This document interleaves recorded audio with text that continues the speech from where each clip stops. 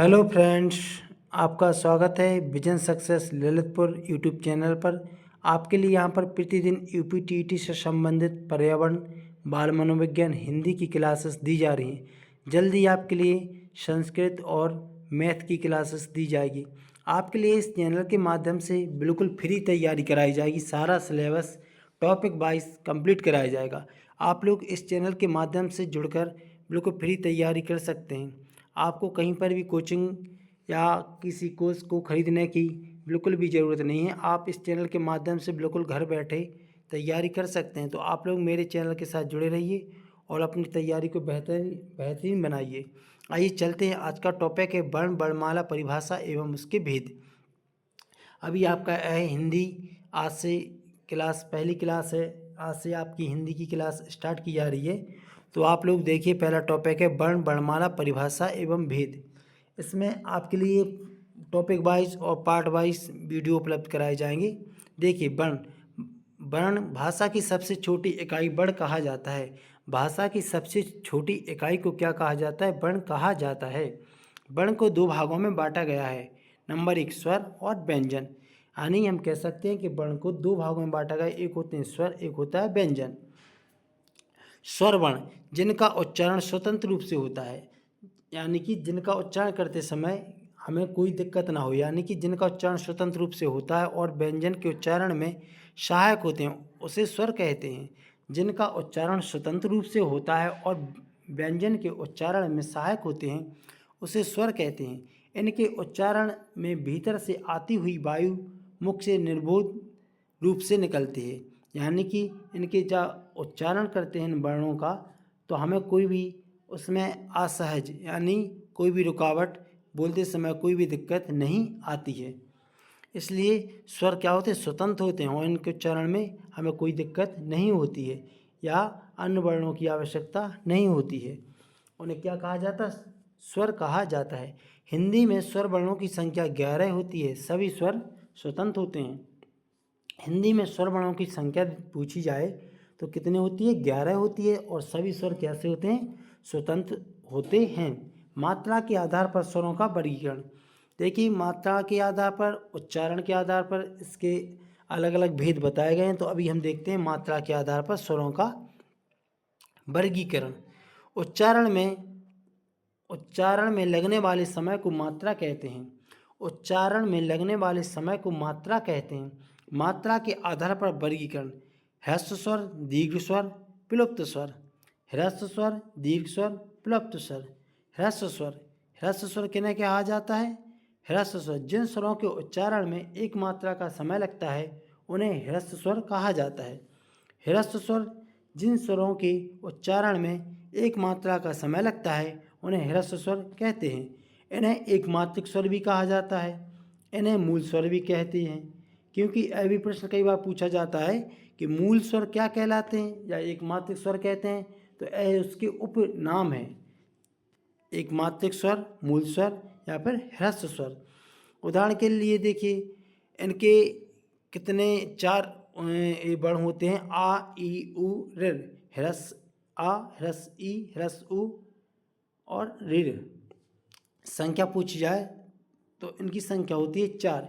इनकी उत्पत्ति दूसरों स्वरों से नहीं होती है। दीर्घ स्वर नंबर 2 है। दीर्घ स्वर वह स्वर जिनके उच्चारण में ह्रस्व स्वरों से अधिक समय लगता है। इन स्वरों को गुरु स्वर या दीर्घ स्वर कहा जाता है। वह स्वर जिनके उच्चारण में ह्रस्व स्वरों से अधिक समय लगता है, इन स्वरों को गुरु स्वर या दीर्घ स्वर भी कहते हैं। मात्रा की दृष्टि से द्विमात्रिक स्वर भी कहलाते हैं। छंद शास्त्र के आधार पर ह्रस्व मात्रा को लघु और दीर्घ मात्रा को गुरु कहते हैं। छंद शास्त्र के आधार पर ह्रस्व मात्रा को लघु और दीर्घ मात्रा को गुरु कहते हैं। इनके एग्जाम्पल देखिए: आ, दीर्घ आ, दीर्घ ई, दीर्घ उ, ए, आए, ओ, आओ। इनकी संख्या टोटल 7 होती है। प्लुप्त स्वर जिन स्वरों के उच्चारण में दीर्घ स्वरों से भी अधिक समय लगता है, उन्हें प्लुप्त स्वर कहते हैं। इनका उपयोग पूछा जाए तो वैदिक भाषा, संवाद, नाटक आदि में उपयोग मिलता है। प्लुप्त स्वर असामान्यतः हिंदी भाषा में इनका प्रयोग देखने को नहीं मिलता है। यह ज़्यादातर संस्कृत भाषा में या फिर वैदिक भाषा, संवाद नाटक, उनमें इनका उपयोग देखने को मिलता है। जैसे ओम, सुनो, अरे, हे राम, ऐसे स्वर इनका उच्चारण किया जाता है। प्लुप्त स्वरों का प्रयोग हिंदी व्याकरण के अंतर्गत नहीं किया जाता है। संयुक्त स्वर या संधि स्वर, यह प्रश्न आपकी टीटी की परीक्षा में कई बार पूछा जा चुका है कि संयुक्त स्वर या संधि स्वरों की संख्या बताइए, या फिर इसमें से उदाहरण दिया रहेगा तो आपको उसमें से उदाहरण को देखकर लगाना है। ह्रस्व स्वर व दीर्घ स्वर दोनों के मध्य अंतःक्रिया द्वारा उत्पन्न स्वर को संयुक्त स्वर कहते हैं। इनकी संख्या 4 होती है। ये चारों एग्जाम्पल आपको बहुत अच्छे से याद रखना है। ए, आए, ओ, आओ, आ प्लस ई मिलके ए बनाते हैं, आ प्लस ए मिलके आई बनाते हैं, आ प्लस ऊ मिलके ओ बनाते हैं, आ प्लस ओ मिलकर औ बनाते हैं, आ प्लस ओ मिलकर औ बनाते हैं। जब दो असमान स्वर परस्पर जुड़ते हैं तो उनके योग से निर्माण स्वर को संयुक्त स्वर या संधि स्वर कहा जाता है। भाषा की सार्थक लघुत्तम इकाई शब्द को माना जाता है। यदि पूछा जाए प्रश्न, भाषा की सबसे सार्थक लघुत्तम इकाई क्या कहलाती है, तो उसे कहते हैं शब्द कहते हैं। उच्चारण की दृष्टि से भाषा की लघुत्तम इकाई ध्वनि कहते हैं। उच्चारण की दृष्टि से देखा जाए तो भाषा की लघुत्तम इकाई ध्वनि है। भाषा की सबसे छोटी या मूल इकाई ध्वनि है। भाषा की सार्थक इकाई वाक्य है। वाक्य से छोटी इकाई उपवाक्य है। उपवाक्य से भी छोटी इकाई पदबंध है, और पदबंध से भी छोटी इकाई पद है, और पद से छोटी इकाई अक्षर है, और अक्षर से भी छोटी इकाई ध्वनि है। तो आपको यह क्रम बहुत अच्छे तरीके से याद रखना है, क्योंकि यह पेपर में पूछा जाता है, यहाँ से प्रश्न बनता ही बनता है। तो आप लोग देख सकते हैं, वाक, उसके नीचे उपवाक, उसके नीचे पदबंध, फिर पद, फिर अक्षर, फिर ध्वनि। वर्णमाला, वर्णमाला की डेफिनेशन भी पूछी जा चुकी है पहले के पेपर में, तो आपको यह भी याद रखना है।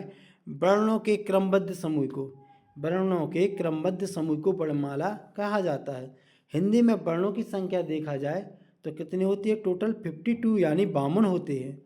स्वर व्यंजन जिसमें से 11, 41 आपके व्यंजन, उसमें भी व्यंजन के अलग अलग जो प्रकार होते हैं, टोटल मिलाकर 41 यानी कि 41 व्यंजन हुए, आपके 11 स्वर हुए, टोटल 52 वर्ण का उल्लेख मिलता है। ये आपका हिंदी पाठ प्रथम क्लास वर्णमाला टॉपिक आपका कंप्लीट हुआ। अभी इसका अगला पार्ट आएगा। आप लोग मेरे चैनल के साथ जुड़कर अपनी तैयारी को बेहतरीन बना सकते हैं। आपको कहीं भी कोचिंग या ऑफलाइन जाने की ज़रूरत भी नहीं है। आप लोग मेरे चैनल के साथ जुड़े रहिए, सपोर्ट करिए, सब्सक्राइब करिए, शेयर करिए। आपके लिए यहाँ पर फ्री नोट्स प्रोवाइड कराए जाएंगे।